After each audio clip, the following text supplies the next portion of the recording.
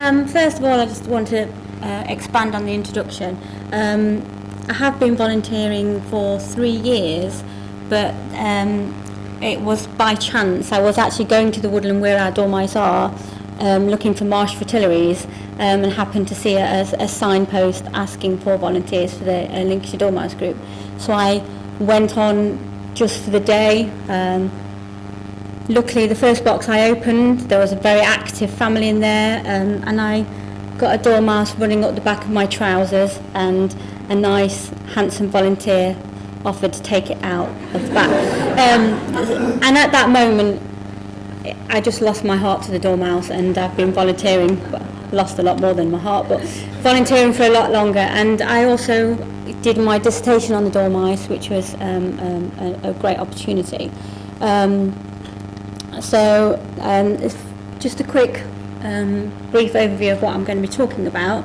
So I'll introduce the woodland, the size, etc., and then talk about what we get onto in our monthly work.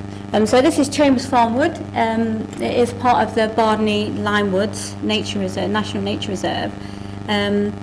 We do monitor 3 sites within the woodland. We've got Ivy Wood, which is the initial reintroduction site for the dormice. Ivy Wood is 350 hectares altogether, and it is a triple SI. It is mostly coppice stands. It's owned by the Forest Commission, and they have thankfully given us access to the woodland. So we lease this section of the woodland from the Forest Commission. It is separated into 16 1-hectare plots, and we coppice them on a 15-year rotation. We've also got little scrubs. We've got a light here. So this is Ivy Wood here, and we've got little scrubs just here, and then we've got the picnic area, which is around here, which we've removed the boxes now because it's very different to the rest of the woodland, because it's mixed deciduous woodland and it's got very dense scrub, and the volunteers didn't like going in there because they got scratched a lot. So we monitor this site mainly, little scrubs, and then we've just taken on this site up here, but I'll discuss that section later. So this shows you our woodland here, and it just shows you the wider landscape. So it is a really good area for connectivity. So hopefully, over time they'll expand further. Okay, so humble beginnings. Our dormice were released in 2002. Initially, it was the nest box checks were carried out by the ecologist. We have an on-site ecologist who, this was the beginning, this is Anne Goodall, and she lives on-site within the woodland, and she works for a company called ESL, and it was them that initially did the nest box checks for us, and at the time were the only licensed handlers within the area. Anne has said that at the beginning it was very time consuming. During the summer, as you can imagine, ecologists, it's their busiest time of the year. So a lot of them couldn't attend during the most important time of the monitoring. So Anne, bless her, sometimes it took her 2 days to get around all the boxes. We had at that point about 250 boxes, which have expanded now, but it did take her a long time. And also because of the secrecy surrounding the introduction, she couldn't really get any volunteers in. So once the secrecy was taken away, as it were, the veil, she started to expand on the group.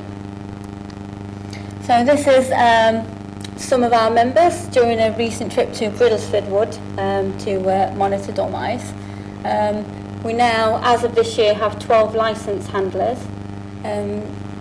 We have a Facebook site, and as of last week we had 64 members of the Facebook site. So that's not necessarily people that come out to help us monitor, but they do keep an eye on what we get up to, so we update it every week to say what's going on.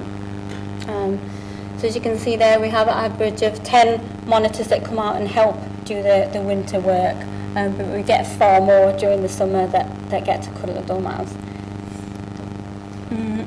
So this is some of our volunteers, and this is a coppice coop that we've been working on for the last 2 years. Unfortunately, we didn't get to finish it last year, but we're hoping to this year. As part of our monitoring, we carry out the coppicing, and we also put in dead hedges using the brash that we've taken down to hopefully make wildlife corridors between the different sections of woodland, just because we've kind of clear felled it, so it just gives them that section to run along and expand into different sections of the woodland. We advertise the winter woodland management in the local Lincolnshire guides. All the dates are in there, and so we do get new members coming up all the time. All the summer monitoring is also there, so we do welcome new faces every month. We get young children, adults, and they all get a hands-on experience. So this is a couple of our younger members. This is little Joe, our little dormouse himself. This is a couple of our volunteers doing some of the winter woodland management. So as I say, we do the coppicing and dead hedging. We also do nest box maintenance. We are lucky that we do get new nest boxes from the Doncaster prison, which is very nearby, and they make us new nest boxes. We've just started doing some layering in the woodland to try and change the structure of the woodland and get some different age structure in the woodland. Dead hedging, nest box maintenance, and we always have a nice roaring fire during our winter management.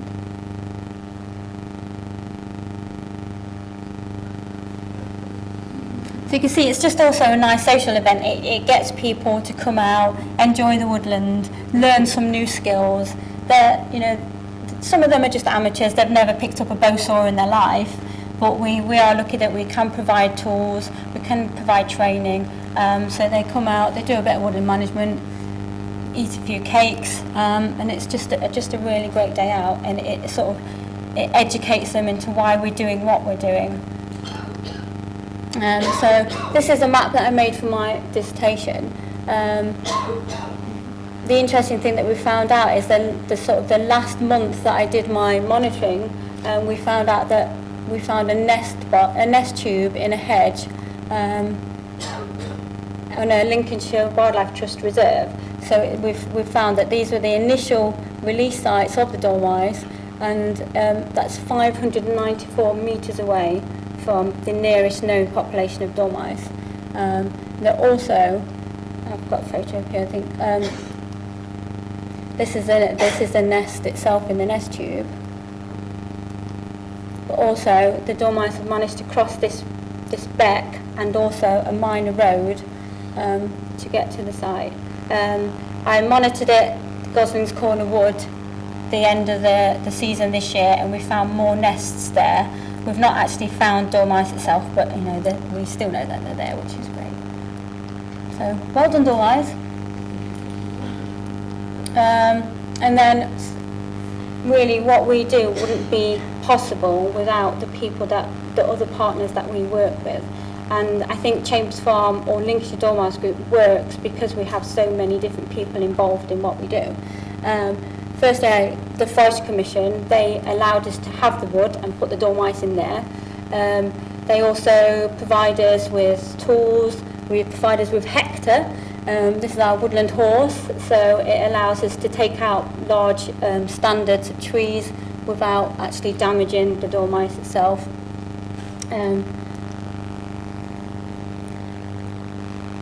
So this is Hector's work, so he's just taking it along the ride without actually having to get big tractors in to pull out the wood.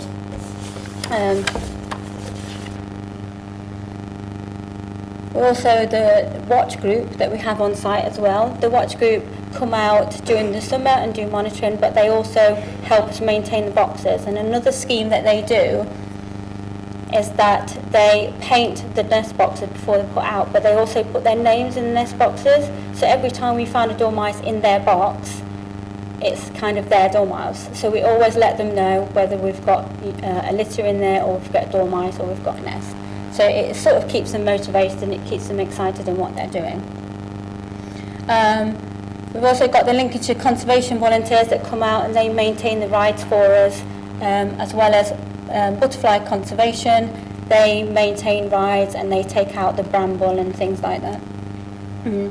Lincolnshire Biodiversity Partnership, they've recently got funding as part of the Jigsaw project, which has allowed them to put in new woodlands and hedgerows to hopefully link Chambers Farm Wood with the surrounding woodlands. So that's a good thing to keep an eye on in the future. This last year we found out that a farmer on this hedgerow here was out digging out his ditches, and he found a dormouse in one of these hedges. So hopefully they're moving southwards. We've not actually been out there or put nest tubes in, but next year we are hoping to put more boxes in the woodlands here and nest tubes just to see how far the dormice have dispersed throughout the woodland. Also PTS, because none of this would have happened without PTS. They gave us funding last year for some new tools and also training. Okay, so it's highly active. We do get together once a month. It's a full day. It's an 8-hour day normally. We do social events. We have training events. As I said, we go out to Bridlesford Wood and offer training. And I just don't think what we do would be possible without the volunteers. And I would say to everyone that's part of a monitoring group that it's really important to get those people on site, get them motivated, get them out in the wood, because without the management that we do, the dormice probably wouldn't be there, I don't think. So it's just a great opportunity. That's it.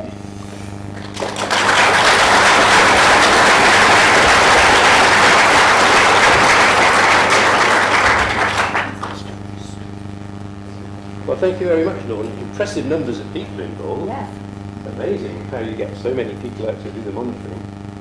Any questions to Lorna about how they achieve that sort of success with numbers of volunteers?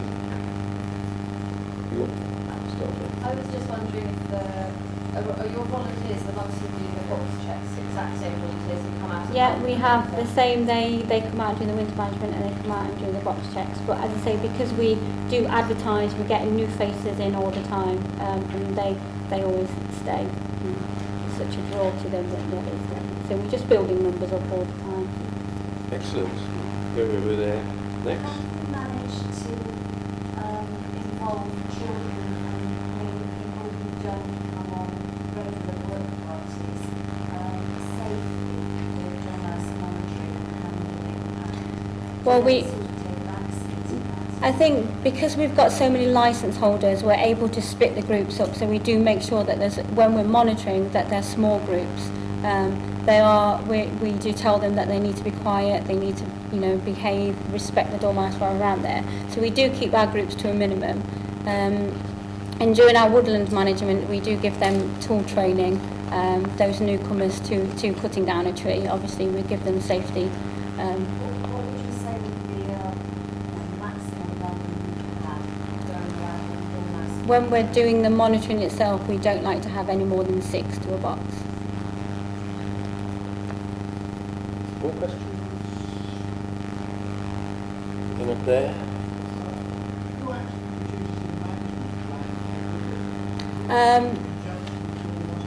It was the Forestry Commission, and then when we put the dormice in the woodland, they then adjusted their management plan to take in the dormice. And then we also have a method statement which is then used by all the different groups, and they follow our method statement for any management that they do within the woodland. Okay.